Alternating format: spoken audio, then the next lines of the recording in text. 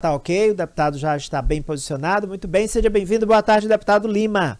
Boa tarde, meu querido Arimatea. Boa tarde a todos os telespectadores, né? Rádio ouvintes aí. Isso, nossa audiência aqui na rádio Então, é líder nesse horário aqui na Grande você é Teresina. campeão de audiência. Um Muito bem, prazer, Arimatea, estar aqui prazer é mais uma nosso. vez. Olha só, foi aprovado ontem, na Comissão de Constituição e Justiça da Assembleia Legislativa, a mensagem 37, que trata de um projeto de lei enviado pelo governo do estado sobre o transporte rodoviário intermunicipal de passageiros. Mas muita gente mora em Campo Maior, mas trabalha em Teresina. Mora em José de Freitas, mas trabalha em Teresina. Mora em Palmeirais, em Nazária, em União, em Alto Longar, mas trabalha em Teresina. Então esse transporte intermunicipal, ele é muito forte. E não apenas aqui, em Picos. Muita gente trabalha em Picos, mas mora nos outros municípios do entorno. Parnaíba, na planície litorânea, a mesma coisa. Então esse assunto é muito relevante porque mexe no bolso de milhares de trabalhadores que usam os ônibus intermunicipais entre as cidades. Qual a novidade nesse tema, deputado? Bom, primeiro, Arimatea, é um importante projeto realmente. Ele tenta organizar, é uma iniciativa do governador Rafael, através da Secretaria de Transporte e da sua Procuradoria Jurídica, para organizar um sistema de transporte rodoviário intermunicipal. Então, considerando tanto o transporte semiurbano, que é esse que circula até 100 quilômetros de Teresina, então é considerado semiurbano, que está na região metropolitana, mas também o convencional, a questão de fretamento para turismo, para transporte de estudantes, para transporte de trabalhadores. Então, tenta organizar, inclusive faz referência ao plano diretor, que é o que vai, digamos, estabelecer as condições de uma licitação para as empresas que irão ocupar ou que irão continuar ocupando esse serviço indispensável aí do transporte de passageiro. E nós aproveitamos para instituir algumas coisas, né? Então nós acrescentamos ao projeto de lei coisas muito simples. Por exemplo, quem vai daqui para Zé de Freitas sabe a dificuldade e o risco que corre tanto os motoristas como os passageiros, porque não tem o que é chamado de baia, aquelas entradinhas na margem das pistas. Sim, verdade. Que facilita ali a descida dos passageiros, no acostamento. Então, hoje em outros estados isso já existe, então nós incluímos ali. A própria questão da fiscalização do transporte. Você tem ônibus ultramodernos e tem ônibus aí com 20, 30 anos. Então, se estabeleceu condições e prazos e qualidade desse transporte.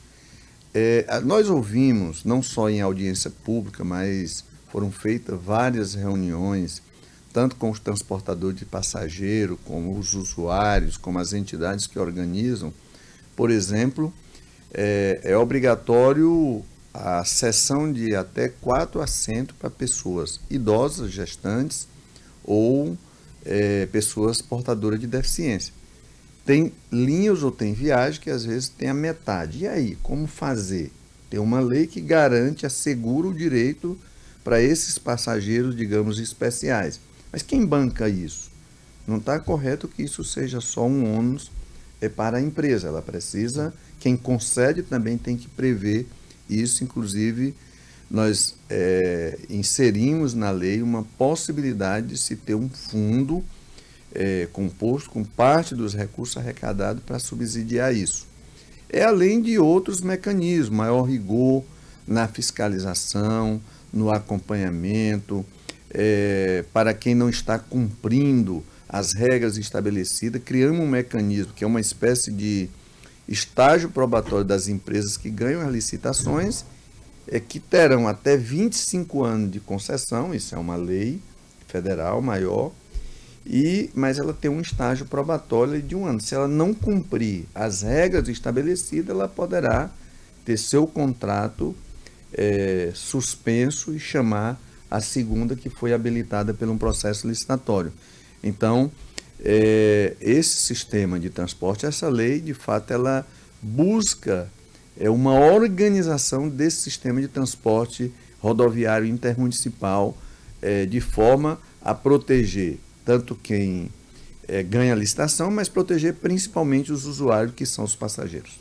Muito bem, falando desse assunto importante que é o transporte aqui entre Teresina e os municípios da Grande Teresina, transporte semi-urbano e o transporte intermunicipal. Então, o CCJ vai a plenário? Não, ele ainda vai para uma outra comissão que deverá ir agora na próxima semana, que é a Comissão de Infraestrutura. Sim. Mas creio que, como já apresentamos aí algumas emendas, não é, num projeto substitutivo, eu acho que não terá mais muita polêmica. E como foi enviado pelo governador Rafael Fonteles, é um indicativo de lei que envolve gastos, né, para o Estado. Não, ele quer dizer, o que envolve gasto é o próprio governo que tem que enviar. Então, eu acho que nós não vamos ter dificuldade. Não, que bom.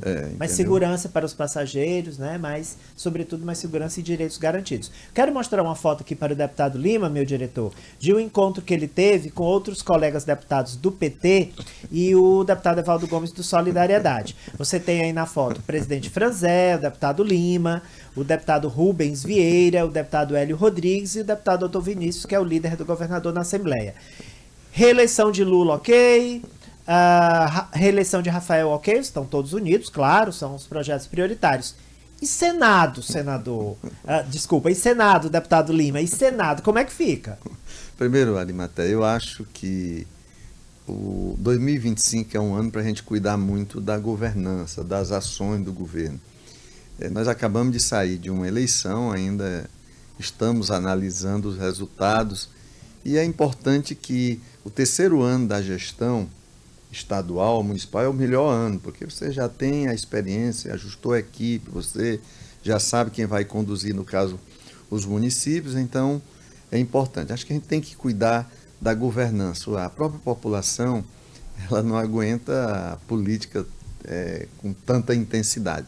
Mas a Assembleia é a casa do povo, né? É um parlamento, então também nunca se deixa de discutir a política.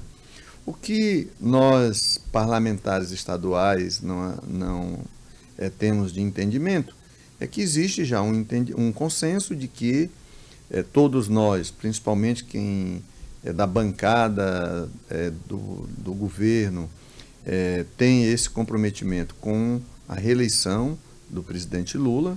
É um projeto que demonstra cada vez mais a necessidade de ter a continuidade. A reeleição do governador Rafael, pelo que vem fazendo do ponto de vista da gestão, então todos nós defendemos essa reeleição. Agora, os partidos e os que se colocam como pré-candidato precisam dialogar muito em 25, buscar os entendimentos. Não existe, então, nós não podemos nos tornarmos nem reféns só da eleição e nem achar que dois grupos aqui se entendem e acham que só eles. Não é importante eles terem, mas é preciso eles dialogarem com os outros partidos, com as bancadas estaduais e federais, e ainda há alguns mais afoitos que dizem assim: nós não podemos ficar refém de duas famílias que se resolvem lá e a gente tem que seguir o que eles fazem entendimento. As famílias seriam as famílias Castro, do senador Marcelo Castro, e família Lima, do deputado federal Júlio César Lima. Não é a minha família Lima, viu? O seu Lima com 2 M's. Serão essas duas famílias, Castro e Lima. Bom, nós precisamos dialogar com os partidos, acho que são nome, tem o direito de colocar, mas o projeto de desenvolvimento do nosso Piauí, ele extrapola os interesses de pequenos grupos. Eles têm que passar pelo partido, pelas grandes lideranças, e definir as chapas majoritárias dos projetos maiores. Então a gente está aberto, nós não podemos simplesmente ser rebocado em função de interesses de grupo A ou de grupo B. Acho que a gente precisa participar desse debate, a gente precisa ser inserido. E quais são os interesses que estão em jogo, não os interesses pessoais, mas os interesses republicanos, o projeto do Piauí, o projeto das bancadas, onde é que a gente precisa avançar. Então, nós não vamos, digamos assim, ser conduzidos sem a nossa inserção. Esse é um outro entendimento. Nós precisamos participar desse debate. Sim. Qual é a nossa participação? Até porque os líderes lá nos municípios, nas comunidades, eles nos cobram isso. Então, o que é que a gente tem percebido? É uma divisão, eu não voto em A, eu não voto em B, eu não faço isso, eu não faço aquilo.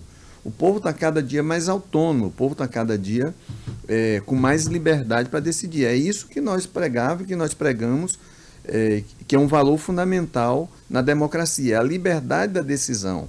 Então, esses velhos conchavos de bastidores, eles não funcionam mais na política. A cada dia que passa, a gente percebe isso. A gente viu eleições que eram consideradas um resultado, em 2 dias houveram mudanças significativas no resultado da eleição. Não só aqui no Piauí, mas em outros estados. Porque o povo demora a entrar no processo político, no debate político, no interesse pela eleição, mas ele entra. E quando ele entra, às vezes, os institutos de pesquisa nem conseguem fazer a leitura. Então, essa é uma questão. Aqui mesmo, eu acho que aqui em Teresina, os institutos erraram, não por maquiagem ou por malandragem, como se queira dizer, mas eu acho que não captou o sentimento da população nas últimas horas da eleição, nas últimas horas antes da eleição. O que levou a isso? Mais um motivo para estudo. Então, e nós que somos, digamos assim, líderes estaduais ou federais, também não podemos sair sendo rebocados como que nós não... Nós temos nosso pensamento, nós temos a nossa estratégia, nós participamos de um projeto, nós participamos de um bloco, nós participamos de um time, como gosta de dizer o nosso senador e ministro Wellington Dias. Então nós queremos ser respeitados como parlamentar e como parte de um time que pensa que tem a estratégia. Então esse é o desejo que nós temos enquanto parlamentar.